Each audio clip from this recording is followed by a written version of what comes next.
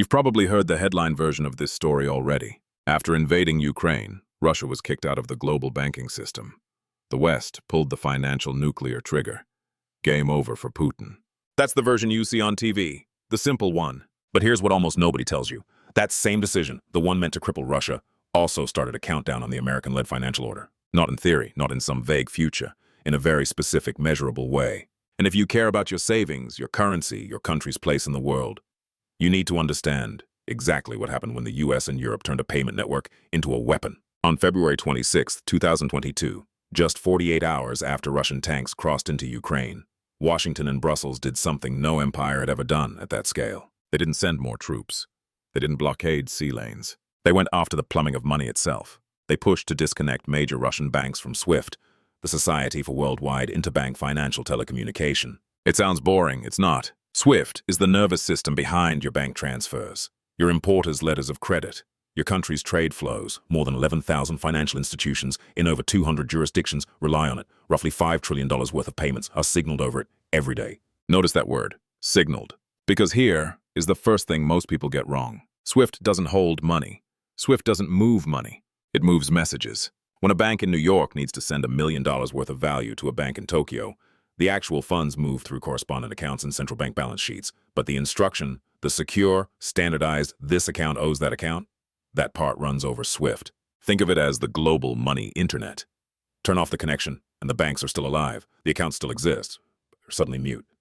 They can't talk to each other. Now imagine doing that not to a small sanction state, but to one of the world's largest commodity exporters. That's what happened in 2022. Western politicians called it the nuclear option of sanctions. Commentators predicted a total financial meltdown in Moscow. The ruble would die.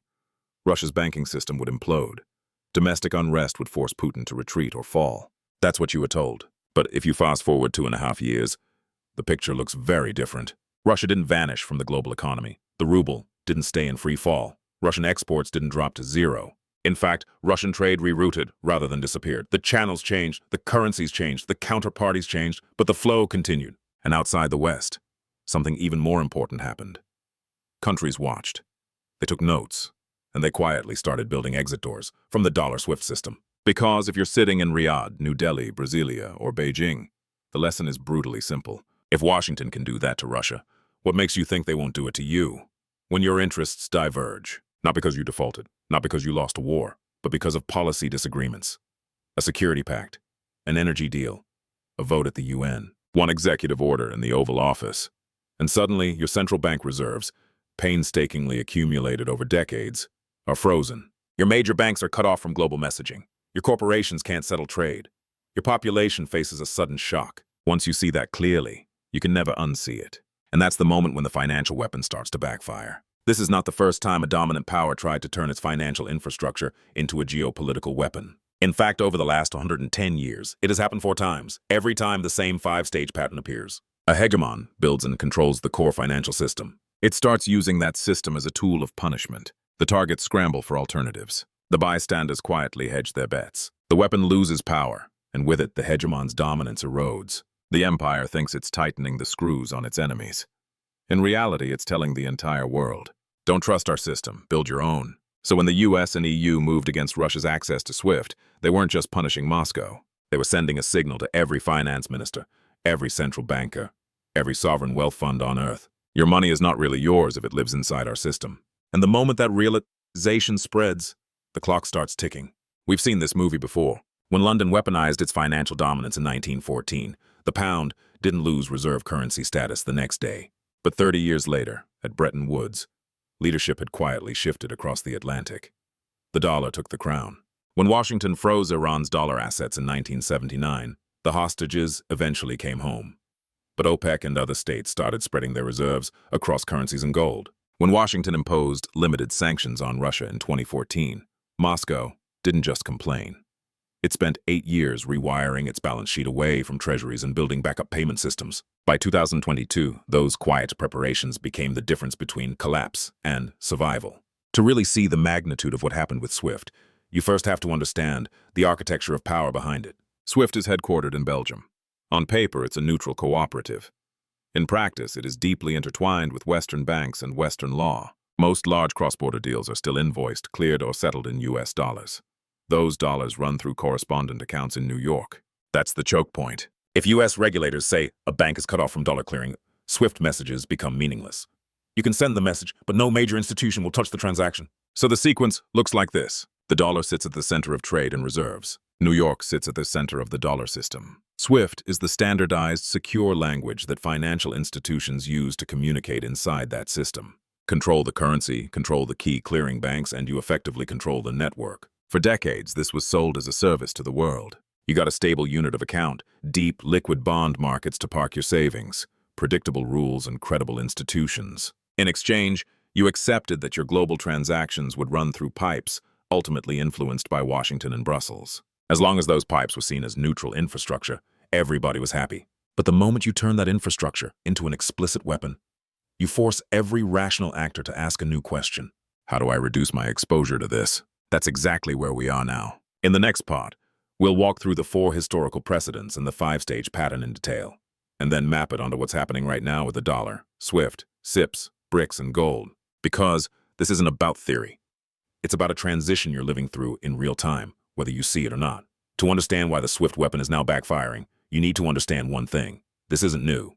Every time in modern history that a dominant power turned its financial system into a weapon, it triggered its own decline, and it has happened 4 times in the last 110 years. The pattern never changes. The first example was Britain in 1914. Before World War I, London was the unquestioned center of global finance. The British pound wasn't just a currency. It was the anchor of world trade and global reserves. About 65% of international reserves were held in pounds. London financed trade from Argentina to India. British banks dominated clearing and settlement. Britain's financial credibility was so absolute that nations trusted London more than their own treasuries. But everything changed on August 5, 1914, the day after WBI began. Britain passed the Trading with the Enemy Act and froze German assets across its empire. German-owned companies, bank accounts, ships, and property. It was the first time in modern history that a major power weaponized global finance on that scale. In the short term, it worked. Germany was strangled financially, but in the long term, it was a catastrophic mistake. Every neutral country watching realized something terrifying. If Britain could seize German assets today, it could seize theirs tomorrow. Their money was only safe if Britain approved of their government. That quiet realization started a slow but unstoppable exodus. After the war, nations began diversifying away from London. They increased gold reserves, opened accounts in New York and Paris, and built domestic financial infrastructure. By the 1920s, the United States surpassed Britain in gold reserves. By the 1930s, New York rivaled London. And by 1944, at Bretton Woods, the U.S. dollar officially replaced the pound as the world's reserve currency. It took exactly 30 years from the moment Britain weaponized finance to the moment Britain lost its monetary empire. The second example happened in 1979 when the U.S. froze $12 billion of Iranian assets after the hostage crisis. Tactically, it worked. The hostages were eventually released, but strategically, it terrified OPEC and developing countries. They realized their sovereign reserves held in New York could be frozen by a single presidential order. No war, no court, no due process, just one signature.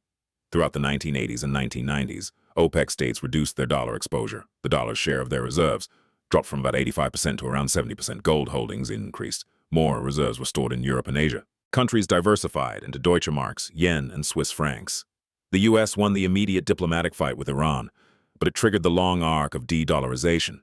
The third example came in 2014 when Russia annexed Crimea. The U.S. imposed sanctions, but deliberately avoided cutting Russia off from SWIFT. That decision seemed moderate, but it was the worst possible strategic choice, because it gave Russia something priceless: 8 full years to prepare for the next escalation. From 2010 to 2022, Russia rewired its financial system. It slashed U.S. Treasury holdings from $130 billion to $2 billion, doubled its gold reserves from 1,000 tons to more than 2,300, created its own SWIFT alternative, SPFS, and rewrote trade agreements with China, India, and others to settle in rubles, yuan, and rupees instead of dollars. Putin publicly warned that the dollar was unsafe and that the U.S. used it as a weapon. Western analysts laughed, but Russia wasn't bluffing. It was building an escape hatch. So when the U.S. finally pulled the SWIFT trigger in 2022, Russia didn't collapse. It absorbed the shock and rerouted its trade through the systems it had spent years developing. The fourth and most important example is the U.S.-Russia confrontation of 2022. On February 26th, The US and EU cut major Russian banks from SWIFT and froze 300 billion of Russian central bank reserves. No G20 country had ever been subjected to anything like it. The initial shock was violent. The ruble fell 30%. The stock market shut down. ATMs ran out of cash. Western media declared economic victory. But within months, Russia stabilized. The central bank raised interest rates to 20%. Europe was forced to pay for Russian gas in rubles, and Russian oil simply flowed east instead of west. And then came the real shock. Russia's economy began recovering faster than many Western economies. Meanwhile, the geopolitical aftershocks were global. Countries in Asia, the Middle East, Africa, and South America all reached the same conclusion. If the US can freeze 300 billion of Russia's reserves, then no one's reserves are safe. Not Saudi Arabia, not India, not Brazil, not Indonesia, not even long-standing US partners. And they acted. China accelerated its push to de-dollarize. Saudi Arabia began accepting yuan for oil. India settled Russian oil in rupees. The UAE used dirhams. BRICS expanded. Gold purchases hit 50-year highs. Alternative payment systems, CIPS, SPFS, UPI, exploded in volume. The world didn't debate. It moved. The fourth cycle of the pattern was complete. A dominant power weaponized its financial system. The world learned from it, and the slow erosion of monetary hegemony began again. Now that you've seen the four historical precedents, we can map out the exact five-stage framework that always appears when a financial superpower weaponizes its own system. And once you see these stages clearly, you'll realize we are living through the same cycle right now, just faster, bigger, and with far more global consequences. Stage 1 is when the dominant power controls the financial infrastructure. For Britain, it was the pound sterling and the City of London. For the United States, it is the dollar, New York's clearing banks, and the backbone of global messaging, SWIFT. The US never owned SWIFT, but it didn't need to. Because most large international transactions settle in dollars, and those dollars settle in New York correspondent accounts, the US effectively held the master key. If Washington says a bank is cut off from dollar clearing, SWIFT becomes useless to that bank. And for decades, the world accepted this system because it seemed neutral, efficient, and stable. Stage 2 is when the dominant power begins weaponizing that system. What starts as targeted measures, anti-money laundering, anti-terrorism, anti-nuclear proliferation, slowly morphs into a foreign policy toolkit. The US first used financial isolation to pressure terrorists after 9/11. Then rogue states like North Korea and Iran. Then Russia in 2014. Each step normalized the idea that Washington could use financial infrastructure as a geopolitical weapon. By 2022, the escalation felt inevitable. The system was built, the legal architecture existed, and the political will was there. Disconnecting Russia from SWIFT and freezing 300 billion of its reserves became the peak expression of financial power. This was the moment the weapon reached maximum force. Stage 3 is when the targets begin building alternatives. Russia is the prime example. Once cut off from SWIFT, Russia didn't fold, it rerouted. Its domestic system, SPFS, expanded. China's CIPS became its main pipeline for cross-border payments. Russian exports flowed to China, India, and the Middle East. Payments shifted to yuan, rupees, dirhams, and rubles. Barter arrangements increased. Cryptocurrencies, informal networks, and bilateral swaps filled the gaps. By 2024, more than 40% of Russian trade was settled without dollars or euros. Russia proved the unthinkable. A G20 country can survive outside the Western financial system. Stage 4 is when neutral countries, those not sanctioned, not targeted, not hostile, begin hedging. This is the most important stage, because it determines whether a weapon stays powerful or whether it destroys the system that relies on it. After 2022, dozens of nations quietly asked the same question. If this could happen to Russia, could it happen to us? And the global shift began. China reduced its U.S. Treasury holdings from $1.3 trillion to roughly $775 billion. China ramped up gold purchases, officially 2,264 tons, unofficially likely above 4,000 tons. Saudi Arabia, a core U.S. ally for nearly 80 years, announced it would accept yuan for oil sales to China. The UAE and India settled trade in dirhams and rupees. Brazil and Argentina began negotiating a joint settlement currency. BRICS expanded and started designing a gold-linked trade unit. Over 50 central banks began exploring alternatives to SWIFT and alternatives to the dollar for reserves. Even U.S. allies hedged. The EU developed Instex, Japan boosted yuan reserves, and South Korea participated in currency swaps outside the dollar system. No one declared war on the US dollar. They simply reduced dependence on it, quietly, systematically, and once this process begins, it never reverses. Stage 5 is when the original weapon loses power. This is the stage we are entering now. SWIFT is still enormous, but its share of global messaging is shrinking. The dollar is still dominant, but its share of global reserves has fallen from 71% in 1999 to 58% today, and dropping faster than ever before. The dollar's share of global trade invoicing fell from 73% in 2022 to around 58% by 2024. CIPS volume doubled in 3 years, processing over 27 trillion in 2023. SPFS handles millions of messages daily inside Russia. India's UPI processed over 12 billion transactions in a single month with increasing cross-border use. Central bank gold purchases are at 50-year highs. Currency swap lines have exploded. Oil, once strictly priced in dollars, is now routinely settled in yuan, rupees, and dirhams.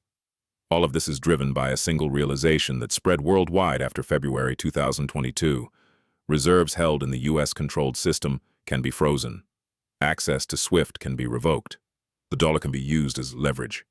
Nations don't trust a weapon pointed at them, and once they start building alternatives, the original system never regains its monopoly. This is the 5-stage pattern. The dominant power builds the system. It begins to weaponize the system. The targets create alternatives. Neutral countries hedge, and eventually the weapon loses power, taking the hegemony with it. Britain went through it from 1914 to 1944. The United States began its cycle in 2022. The clock is now ticking. And because technology accelerates everything, the decline won't take 30 years this time. It's already moving faster than any monetary transition in modern history.